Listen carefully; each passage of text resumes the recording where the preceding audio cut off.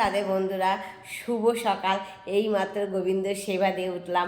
প্রতিদিনের মতো গোবিন্দর কাছে তোমাদের জন্য সারাদিনটা ভালো কাটুক এবং আমরা সপরিবারে যাতে ভালো কাটে এই প্রার্থনাই করি। তোমাদের এত এত ভালোবাসা পেয়ে আমি যে এত দূর এগিয়ে এসেছি, আমার মতো সাধারণ একজন মেয়ে যে এত দূর এগিয়ে যাবে আমি কখনো কল্পনাই করতে পারিনি।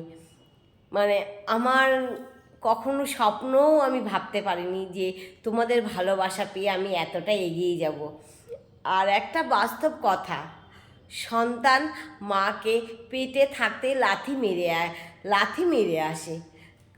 যখন পেটে থাকতে লাথি মারে তখন মায়ের মন আনন্দে হেসে ওঠে, আর যখন ভূমিষ্ঠ হয়ে বড় হয়ে লাথি মারে তখন মায়ের মন কেঁদে ওঠে। কারণ একটা সন্তানকে মা মানুষ করতে গিয়ে তার জীবনটা অর্ধেকটা ক্ষয় করে ফেলে।